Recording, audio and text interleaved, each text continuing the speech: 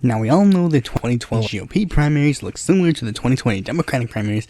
As such, it may be difficult to tell who is technically considered an other in this field. Well, I mean, difficult for you all. If you really wanted to be accurate in this field, all but these 8 would be considered the others.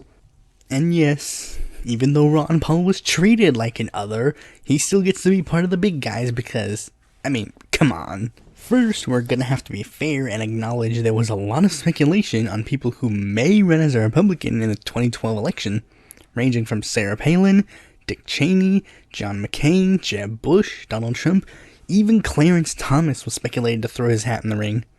But remember, those are only some of the names speculated to throw their hat in the ring.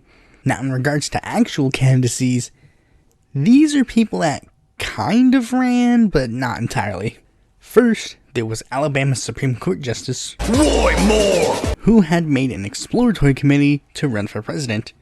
He's known for traditionally being further to the right on the conservative field. When he realized that the Republican Party wasn't that right-wing, at least not entirely yet, he was speculated to run for the candidacy of the Constitution Party, but eventually decided to head back to Alabama. The next candidate is representative from Michigan at the time, Thaddeus McCotter. Now, to draw another parallel to 2020, if I were to compare his candidacy to someone else's, it would be Seth Moulton. In particular because he never really made it on any of the debate stages and didn't really make any splashes in the presidential run. He came in and then he came out. After that doozy, he decided to run for his old seat, but then he dropped out of that race too, because his petition to be on the ballot was denied due to forgery, and then he later had to end up resigning from his congressional seat following that scandal. Another candidacy that kind of just went in and then just kind of dissipated fast was the candidacy of Andy Martin, a perennial candidate, and the guy who actually started the Obama is a secret Muslim conspiracy theory. He only appeared on the ballot in New Hampshire and only got 19 votes. But I mean, come on, this guy started a huge political rumor for when I was a kid. Of course he had to get mentioned somewhere. Another minor candidacy was Pennsylvania State Senator Stuart Greenleaf, who filed to run for the New Hampshire primary and nowhere else. He only got 24 votes. Next, there were 3 major perennial candidates that also filed to run for the presidency: Jack Feller, Jonathan Sharkey, and Jimmy McMillan. But these 3 dropped out to run as the Prohibition Party nominee, start a film career, and run for New York City mayor, respectively. The next category for candidates are ones that appeared on a couple of state ballots, and by that I mean literally a couple, like they usually only appear on 2. First was Keith Drummond, a businessman from Texas, who was on the ballot in New Hampshire and Missouri. He only got 195 votes. Next was Randy Crowe, a business owner and conspiracy theorist from North Carolina, who originally filed as an independent. He was on the ballot in New Hampshire and Louisiana. He ended up receiving 198 votes. Next was Christopher Hill, an airline pilot from Kentucky. He was on the ballot in New Hampshire and Arizona, and he got 247 votes. Then there was Mark Callahan, a perennial Oregonian candidate, who was on the ballot in New Hampshire and Arizona. He got 378 votes. Another was Michael J. Meehan, a realtor from Missouri. He was on the ballot in New Hampshire and his home state. He got 410 votes. And lastly was L. John Davis Jr., a businessman from Colorado. He was on the ballot in New Hampshire and Texas and received 3,901 votes. Now, much like the first of my other 2016 Democrats video, these 4 guys are the ones that kind of teeter on being considered major and minor candidates. Especially the first one. The one that had the most credence of being considered a major candidate was former governor of Minnesota, Tim Pawlenty. Pawlenty was running on the traditional social conservative platform. The most maverick position that he took was that he actually advocated for unions. Well, I mean in the private sector. Public sector unions are still a no-no.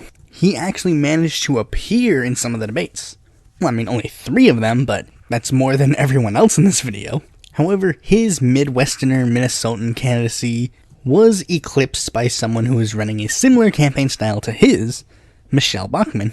and as such he kind of tried to get a rivalry between the two of them on. After he got a distant third in the Ames straw poll, he ended up dropping out of the race. However, he did manage to get 6 write-in votes. Another candidate that had some credence of being a major candidate was former governor of New Mexico, Gary Johnson. Gary Johnson was notable for announcing his campaign the earliest of all of these guys. Well, I mean, the earliest of the major candidates, at least. And before he even announced his candidacy, he went to Ron Paul to tell him that he was going to be running for president. You know, because these two would be aiming for the same crowd, the libertarian wing of the GOP, so Gary Johnson obviously wanted to keep that momentum purely on him and not Ron Paul. However, when Ron Paul eventually did announce, Johnson got Paul-entied. Johnson appeared in the first debate, but was quickly pushed off of that stage fast. I mean, look at all the ends on this page. All but one of them are for Gary. While the GOP gave the obvious polling threshold as a validation for the exclusion, Gary decried his exclusion because the polling threshold literally seems to only be targeting his campaign and not anybody else's. I wonder where I've heard this before. However, when Gary did manage to get back on the debate stages, he made a decent impression. He was considered the winner when he got back. Most candidacies don't disappear for that long and then make a big splash when they return. It's usually they leave and then they're never seen again.